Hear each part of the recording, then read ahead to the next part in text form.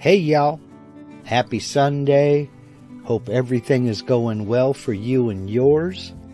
This is the portion of the show where we let YouTube send out the notifications via social media, let folks know that the broadcast is getting ready to start.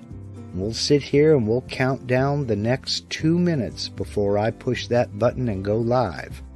If you happen to be watching this on replay, go ahead and scrub past this graphic until you see my smiling face.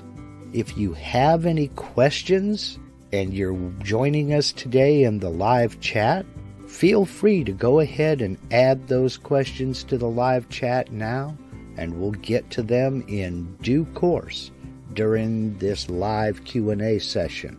So, sit back, relax, grab a beverage, and we'll get going in about 30 seconds.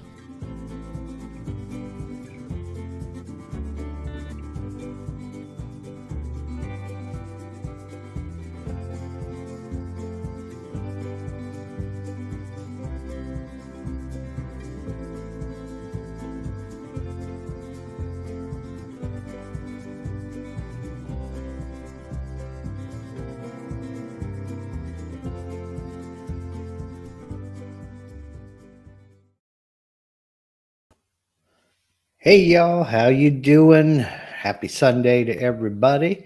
Hope everybody is doing well and everybody is bright-eyed, bushy-tailed. And hope you got a little bit of shop time this weekend and hope everything is going your way. Today's kind of an open live Q&A here. I've got nothing super special to talk about, but I do see Rick French asking the question, any shop update? We can take care of that inside baseball now. No shop date really yet. I am progressing slowly, little by little, but I have some other things, other work that's being done with the house right now. I'm kind of racing against the weather, and I think I'm going to lose because we've got rain coming in. Let's see, today's Sunday. I think Tuesday it is. Rain is supposed to start moving in again. And I think I'm going to be in the house for a while after that.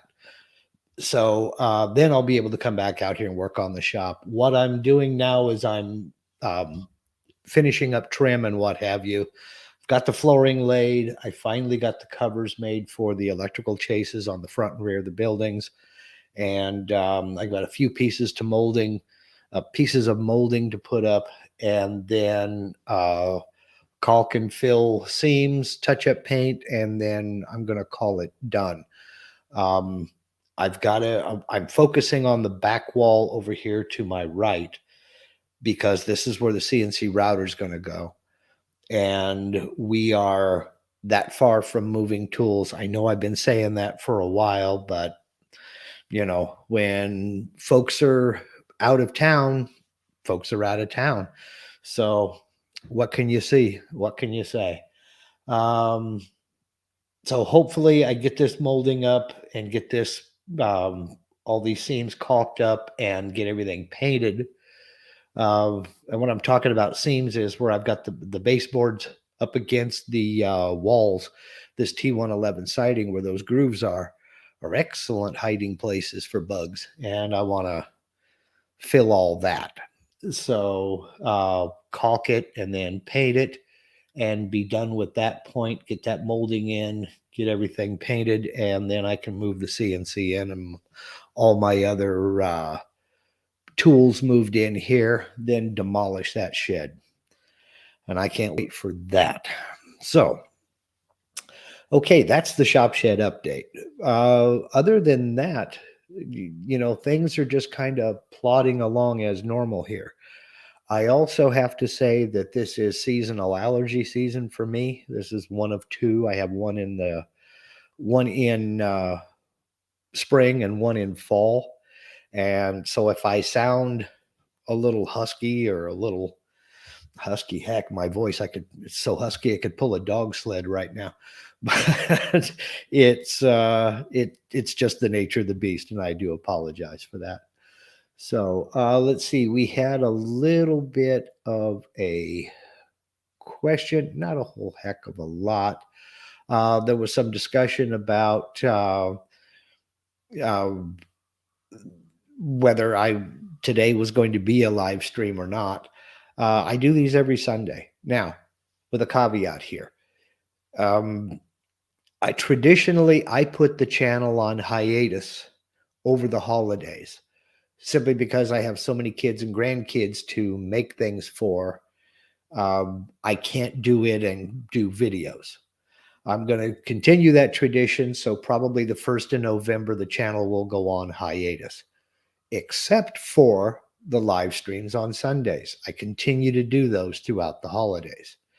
And what I experimented with last year was, while I wasn't making regular videos, I will try to make the subject of each live stream, I'll try to have a topic to discuss. So if it's something simple like resizing objects or what have you, I'll have something to talk about during the live stream. So it will continue to also be open Q&A, but we'll also be able to have a formal topic to discuss to, keep some interest going over the holidays. So let's see. I think that was it for the behind the scenes stuff. I'm not really sure. Okay. Let's see. Get going here. Fine. There was a question here. Okay. Mike Smith wants to know, would you explain what the toolpaths, V-carve and engrave, use vector start points, and use vector selection order is for? I never use it because I don't know the reason for it. Okay. Let me go ahead and I'll get into Aspire here and I'll show you. So screen share here, and I don't have any vectors, so let me go ahead and just draw a couple of quick things here. Close that, and we'll get rid of that one because it went off of the screen, and the rest of them are okay. Believe what you're talking about you said in the V-carve engraving toolpath, down below here, use vector start points, use vector selection order. Okay. Basically what this is just a couple of options. If you wish to make the toolpath follow a specific order, let's say, for instance, let's start with the top one first. If you have a reason to make these, let me select them here, tap N to go into node editing. Here are the start points of these vectors up here at the 12 o'clock position on all three. You can see that they run counterclockwise or anti-clockwise for those of you in the UK. You can set that to use the vector start points, and that's where the carving will begin, is on that start point. So with this, my X and Y 0 being in the center, if I don't use the vector start points, it may lift up and just move over here and start cutting this circle. I'm not exactly certain which way it's going to move. It could go in any direction. But if I click use vector start points, when it goes to cut each one of these vectors, it's going to start at that vector start point. So if that's important to you, like for instance, if you are going to do a profile because this is in other toolpaths as well. If you're going to do a profile of a rectangle and you want it to start at a specific point and move in a specific direction, this is where you select that option. Okay. It's not mandatory by any stretch of the imagination, but it's a way for you to kind of predict where it's going to go. So that's use vector start points. Let me tap in to come out of node editing. And there we go. Use vector selection order. If I select this option here, this is just as it sounds. If I select this vector first, hold shift, select that vector second, and then come and select this vector third, that's how the toolpath is going to be calculated. It's going to carve this vector first, this vector second, this vector third. So if you have a need for it to go in a particular order, that's your option right there. Now, again, it's not mandatory that you use either one of these, but it is an option. If you need to carve a vector and you in a specific order for one reason or another, and I can't think of a reason off the top of my head, but that doesn't mean that they don't exist, just that I can't think of one. Then that is where you select that option.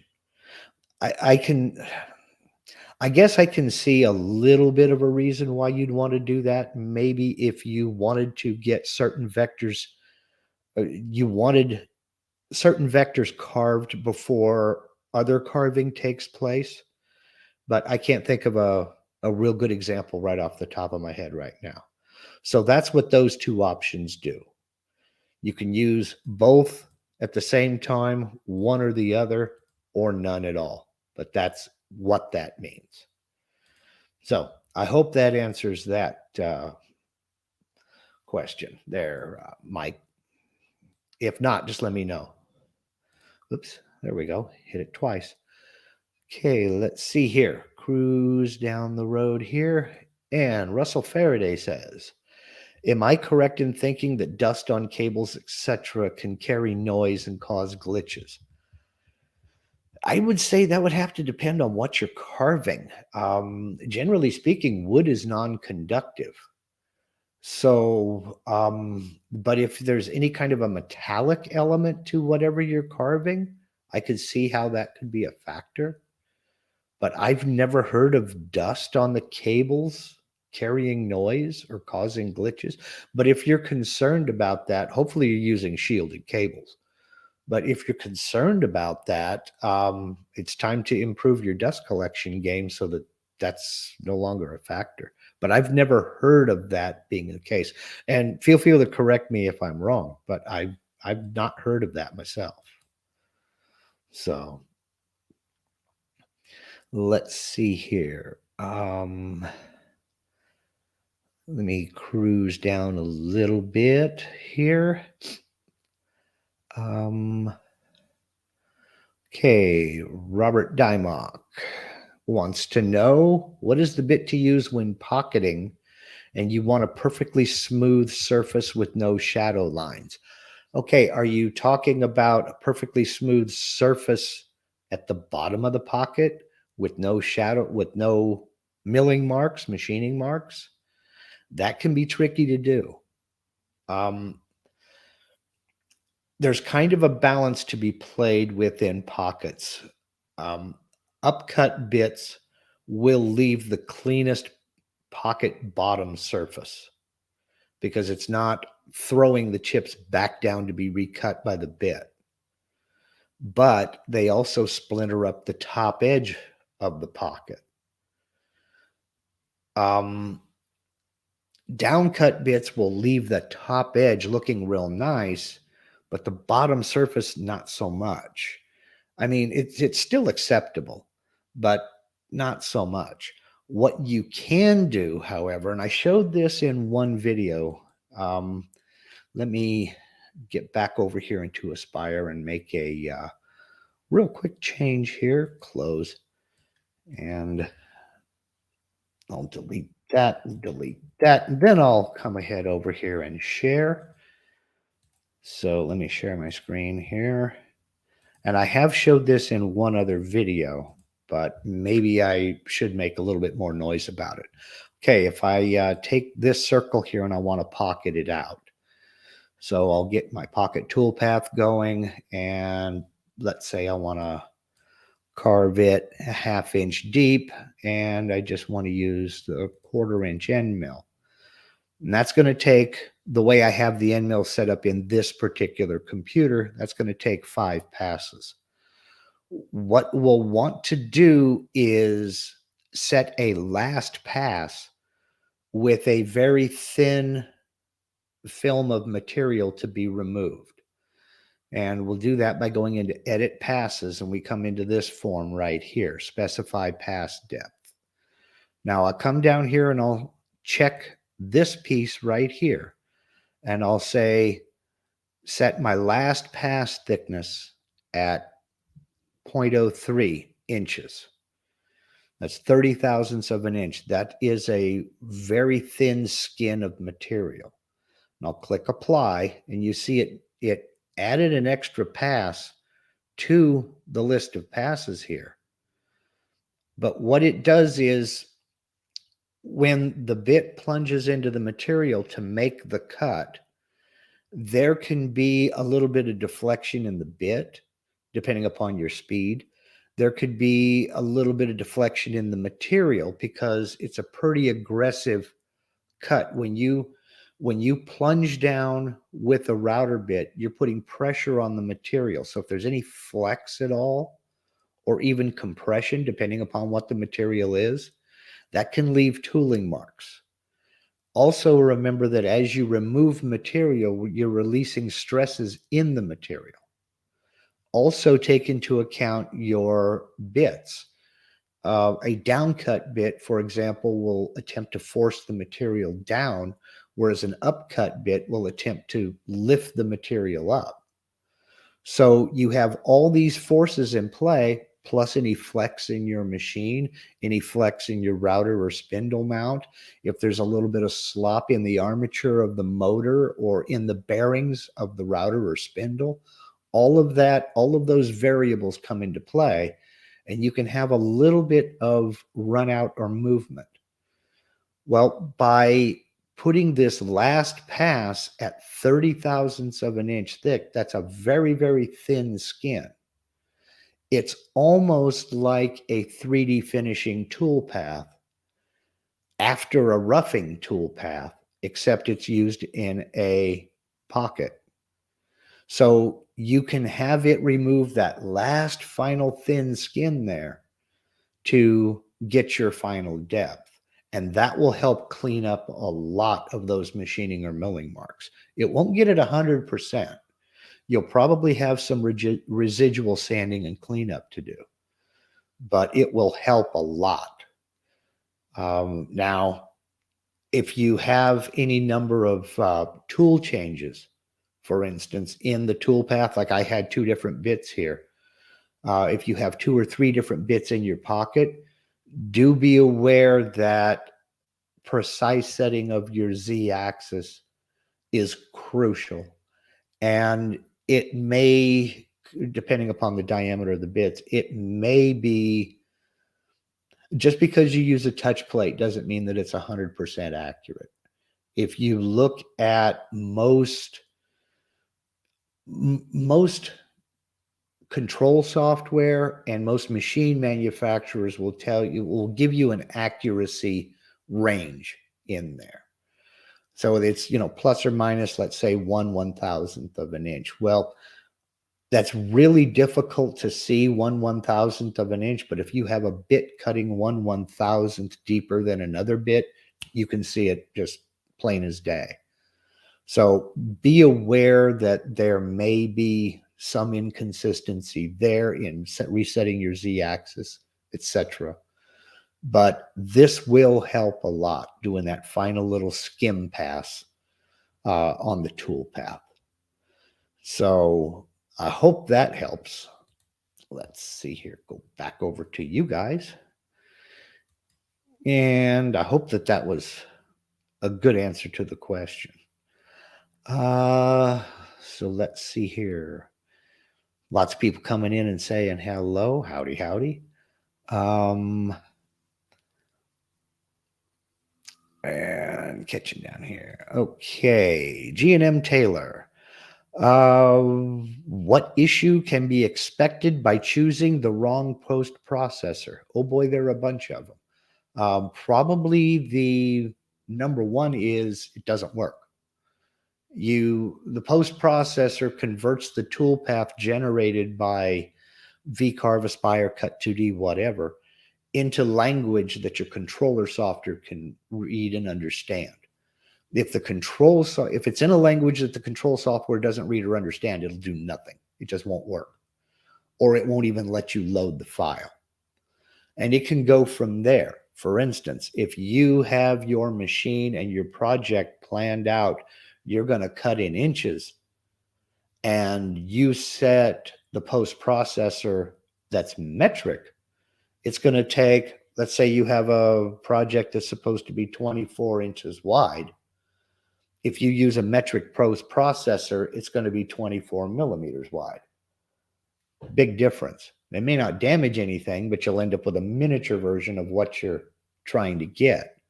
On the other hand, if you think it's going to be metric and you set it up for 235 millimeters wide, and you use an imperial post processor, 235 inches, well, you can kind of use your imagination to figure out what's going to happen there.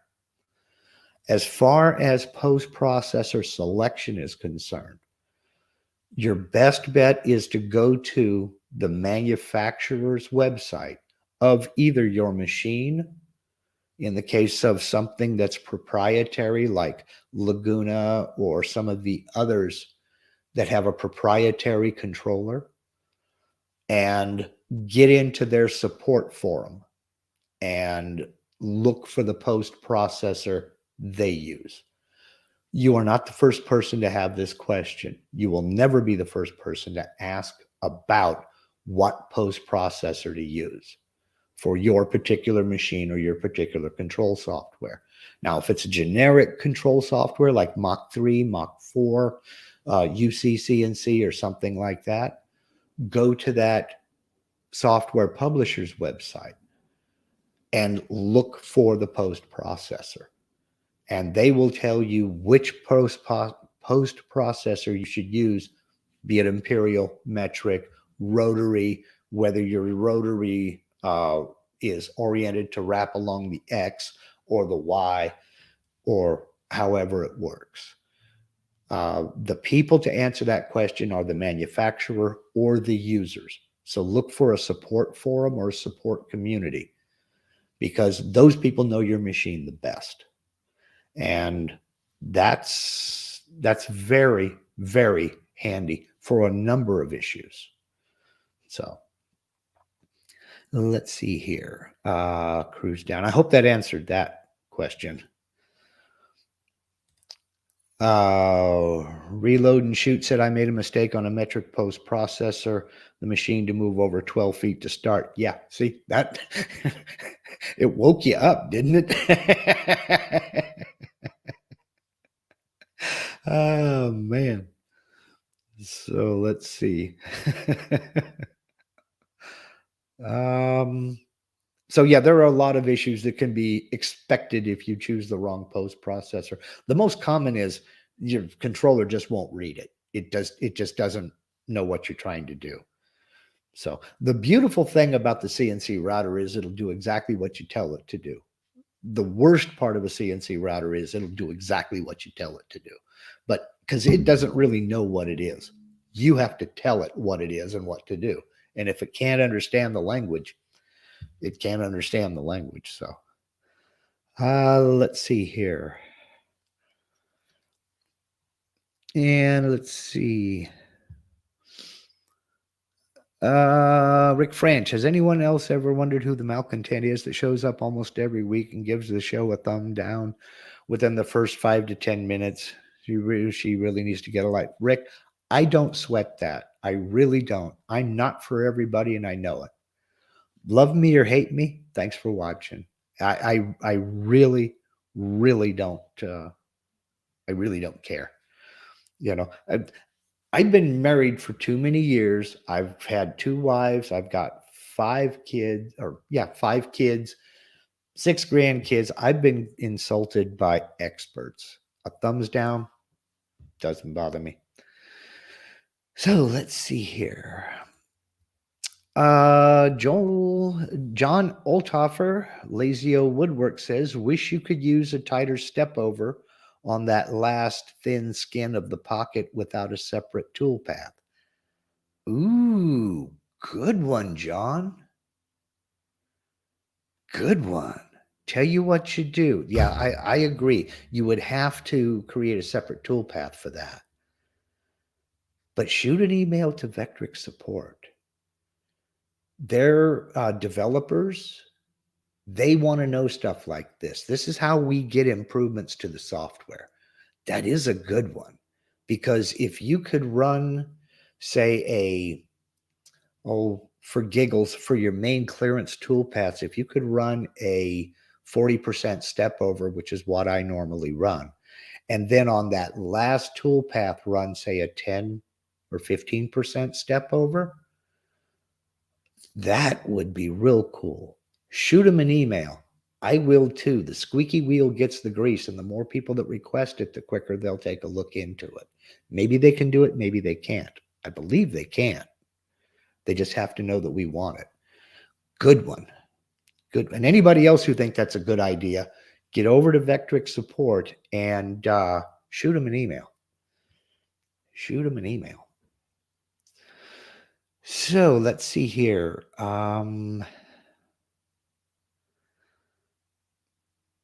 Rick Franch also, that final skin of point that you've got 3,000s is very helpful. Use it on a stacked lettering sign in black walnut this week, and it left no marks. Yeah, it is very helpful.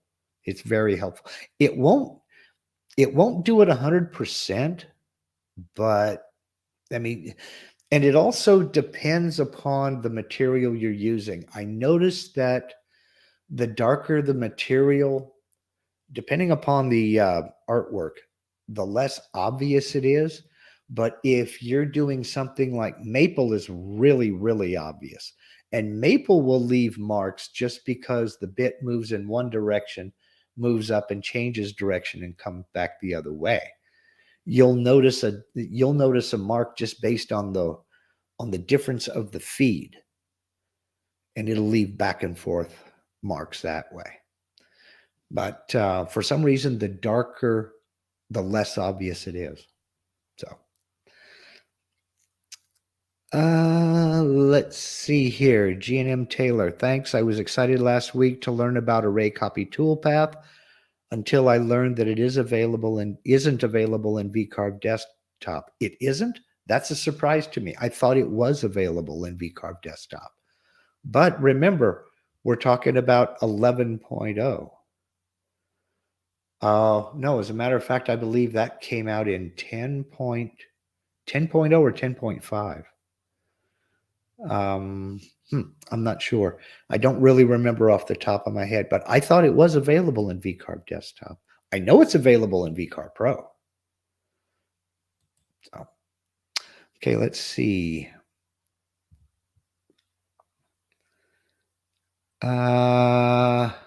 Carlos Castellanos, Gonzalez, excuse me. Hi, Mark. Is there a way to make the first cut when the end mill plunges into the material feed slower than everything else since the entire width of the tool is used? Not without adjusting your plunge rate in the tool database, but that would affect every plunge of the bit. If that doesn't matter to you, then let me get back over here.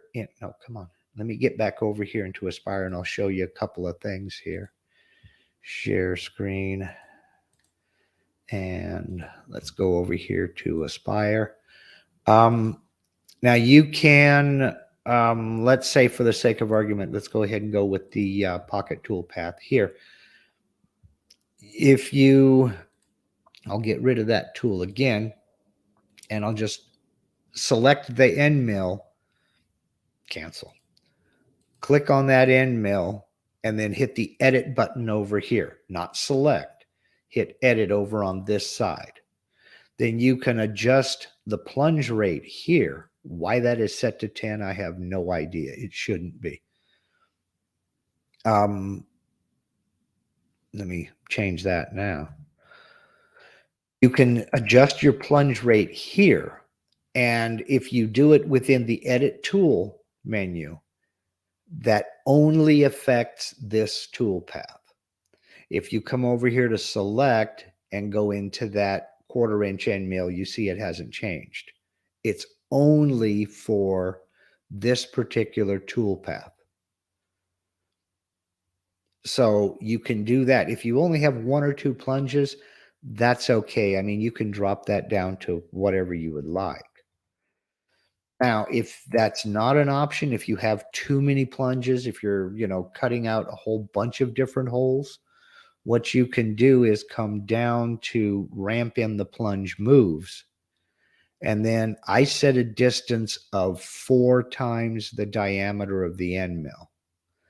And that will ease that bit down into the material rather than just plunging it all the way. So that will help. So I hope that answers that. You can either adjust your plunge rate or set it up to where you're ramping in your plunge moves, but it will still plunge at the plunge rate that's set for that bit. So, Rick French, thank you very much for the super chat, my friend. I really do appreciate that. That is, you guys are the greatest.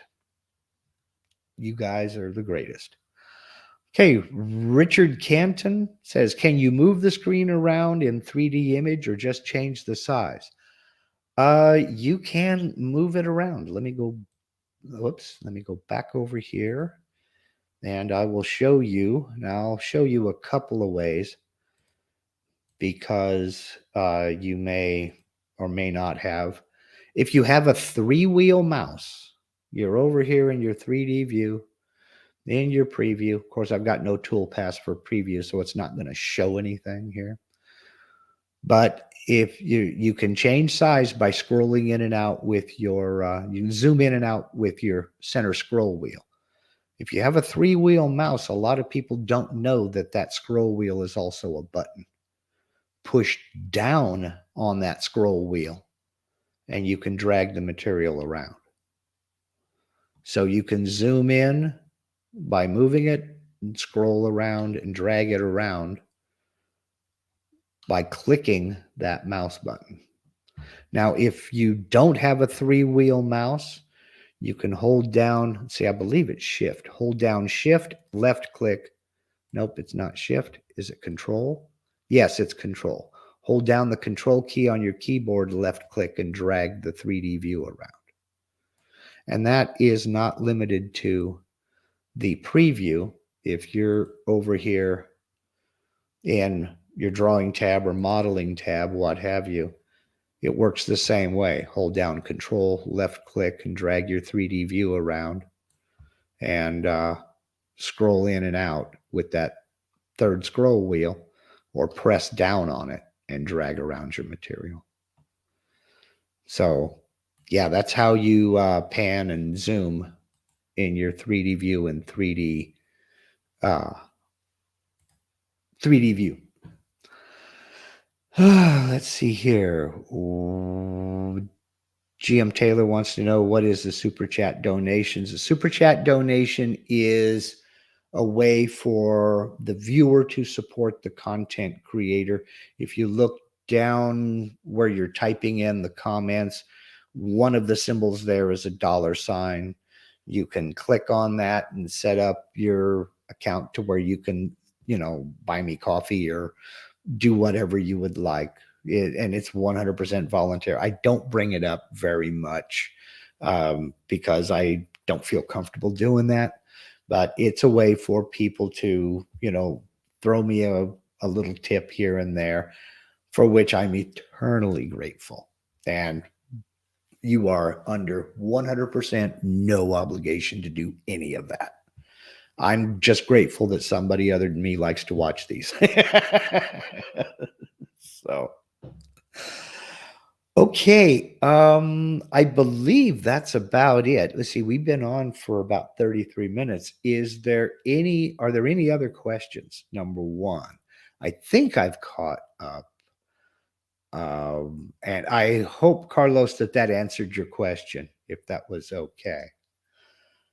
Let's see. I think that's all. I believe, yeah, that's yes, Michael, I understand. He says there's no reason for you to feel funny about people supporting your market. It's very common these days. That's true. I know, and I get that. It's just not my personality. That's just not how I am.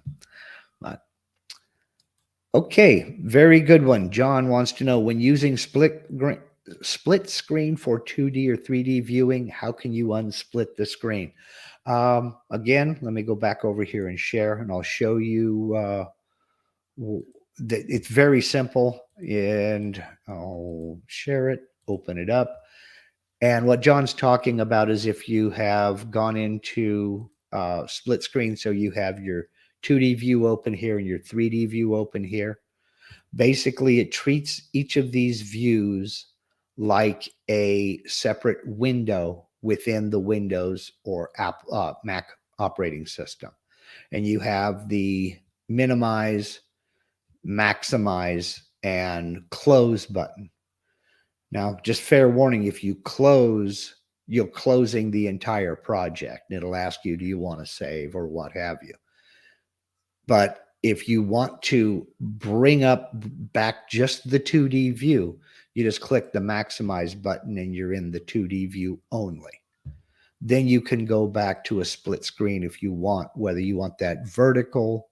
I'll just go into my 3D view, just click on maximize, and it shuts down the 2D view. Or if you're vertical, it does the same way.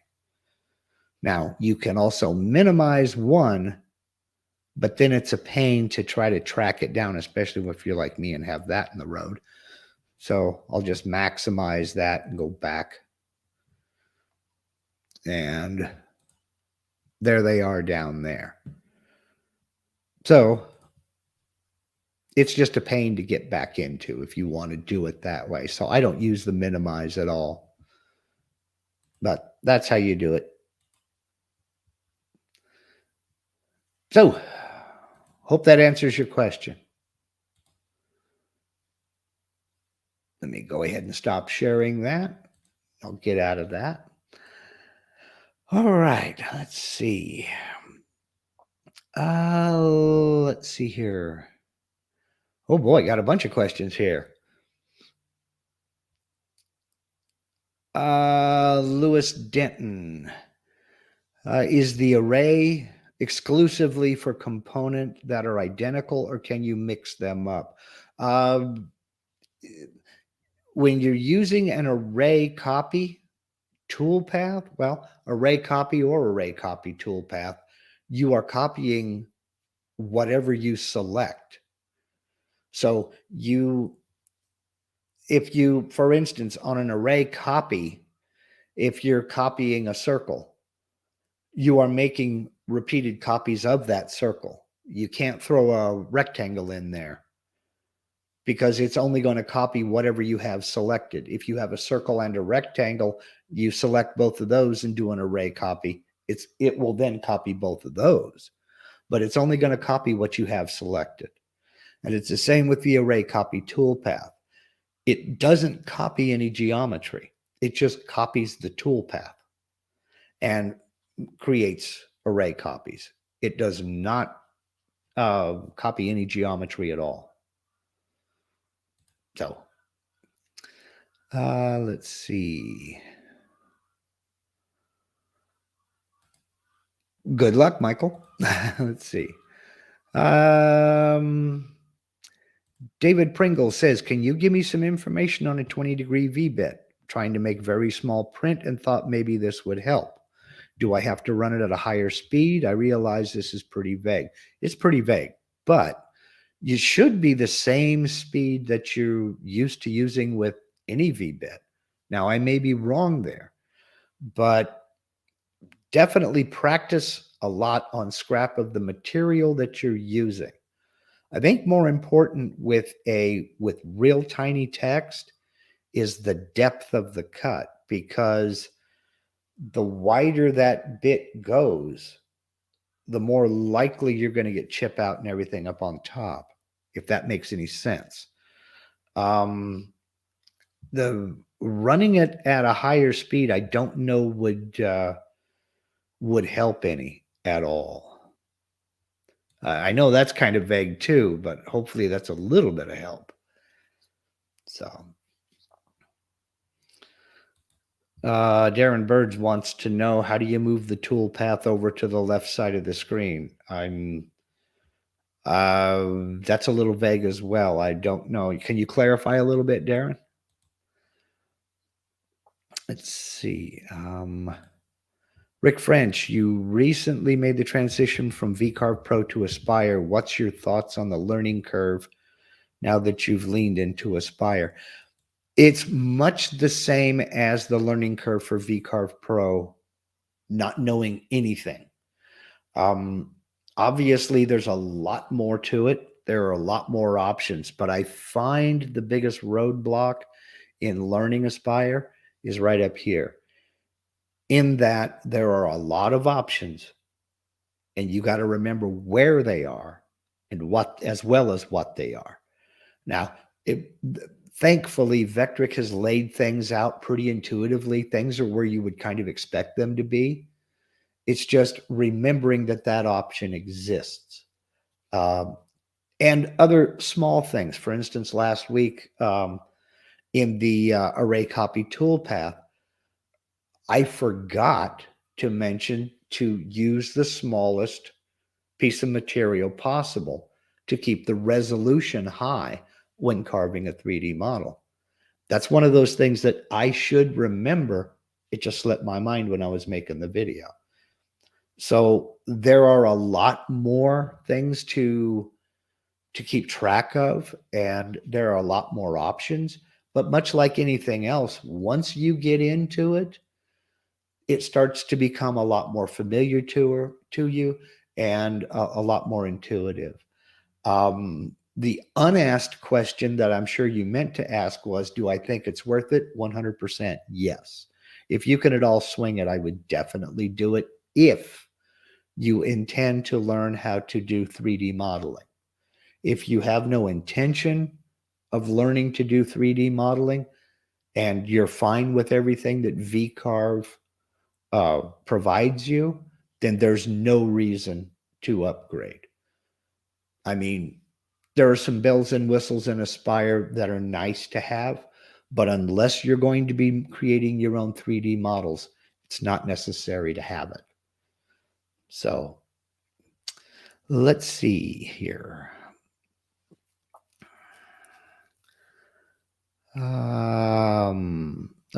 Let's see who. Oh, Bill Stauffer.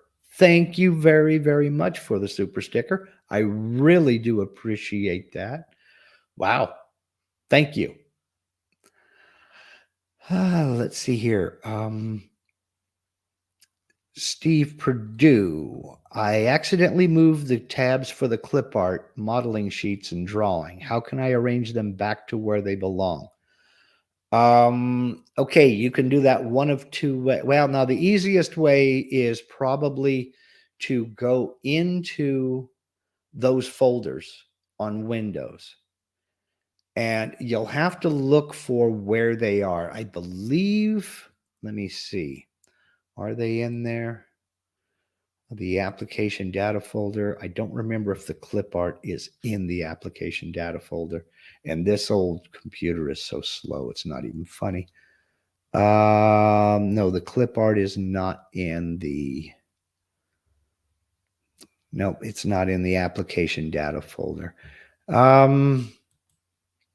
You will have to look for where the clip art is on your computer.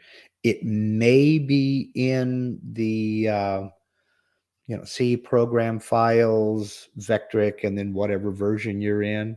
I think. If not, I would certainly look for it. And then just go back and rearrange those folders the way they're supposed to be. I did a video on creating a custom library for a custom clip art library. I will go back and take a look at that video. I just wrote myself a note. I will go back and take a look at that video and see if I show it in there. And if I did, I will definitely put a link to it down in the description of this video as soon as we're finished live here. But you'll have to go back into the folder hierarchy and put things back to where they're supposed to be. So, wow, G&M Taylor and Michael Keymont, thank you very, very much. I really appreciate that. You guys are just awesome. You really are. Thank you very, very much. Let's see here. Excuse me. Jeff Woody Wan says MLCS makes a 22-degree bit. Haven't used it yet. Concerned about using it on Corian, but possibly acrylic. Yeah, I am not really sure. Okay, Lewis Denton says, what I'm asking is if you create a design that is common to 11 of 12 items in an array, can you then modify one? After it's created, the array, you can go in and modify it. Not the array toolpath, but if you're talking about just an array copy, once those are placed, you can go in and modify each one. Sure, but it's not creating while you're creating the array is what I'm talking about. Yeah. Darren Bird says move the menu so they're side by side. Seen a YouTuber do it. Oh, is that what you're talking about? Talking about moving the tabs? Okay. Yeah, and Rick French has it here. Oops, wrong one. There it is. Moving the tabs, you go to Edit Options, Tab Locations, and that gives you the drop down that allows you to put the tabs where you want them, on the side or wherever. And yes, you can drag them and change them around a little bit. But so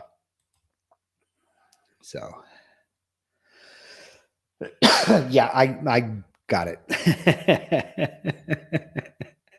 So thanks. I can only claim ignorance. So Kool-Aid says, what size bit should you have to cut 3D models? Depends upon the size of the model and how much detail you have in that model. If you are carving a 3D barn star, for example, and it's 35 inches wide and 35 inches tall, you do not need a 1/4 millimeter tapered ball nose for that. You could probably cut it with a 1/2 inch ball nose. If it's a small model that's got a lot of detail, that's when you'll probably need that 1/4 millimeter tip radius. But it depends on the model. It depends on the material. It depends on how much detail is in the model. If it's a simple dome, even if it is real small, you can probably get away with a 1/4 inch ball nose. Personally, I have what do I have? I have a 1/2 inch ball nose, a 1/4 inch ball nose. On the tapered ball noses, I have a 1/8, 1/16 tip diameter, not radius, 1/8 inch, 1/16 inch, and one that's 1/4 millimeter diameter, but I haven't used it yet. So it's real easy to overspend on bits and buy a bunch of bits that you don't think you'll use or that you probably never will use. But I buy bits as I need them. So, okay, Michael Mazalik just clarified. He just checked toolpath array is not available in vCarve desktop. Okay, well, all the more reason to upgrade. Yeah, and hashtag not sponsored. Vectric doesn't give me a thing if you upgrade, so don't see if I care. All right. I'm going to go ahead and let's wrap this up. It's been 48 minutes already, working on 50, as a matter of fact. Michael Mazalik is about to premiere a video series. And if you have Vectric Aspire, you need to get over to Michael's channel and you need to subscribe. Easily the number one question I get asked about 3D modeling, and I am not the 3D guru here. Easily the biggest question is, I need to make a 3D model of this person from a photograph or from a portrait. Michael is starting a series on creating human anatomy in Aspire. Today, he's starting with the lips and the mouth, and he'll be moving on from there. So I don't know how many parts this series is going to be, but if you have Aspire, you need to be over there, subscribe to Michael's channel and following this series, because he is the Obi-Wan. I'm here to tell you. So he'll be premiering that video this afternoon at 2 p.m. Pacific, 5 p.m. Eastern. And he runs on Sundays until he, has obligations and he can't post a video, much like all of us do. But I don't know how many parts of this series it's going to be, but I will be there. So I hope to see you folks at his channel. There is a link to, I believe I put a link to the video down in the description of this video. And if I didn't, Michael, I will fix that. I'm almost positive I did. Should be a link to that video down in the description box of this video. Again, it's a premiere. Michael will be there in the chat. I'll be there in the chat. A whole bunch of you will be there in the chat. So come on over. Let's chat. For now, let's see. Next week, I don't know what the video is going to be. I'm debating on one or two things. I'll flip a coin later on and see which one wins. But there will be a video next week and then another live Q&A Sunday. I want to say thank you to everybody who clicked the super chats here this morning, the super stickers here this morning, and who has clicked the donation links down in the description of all these videos.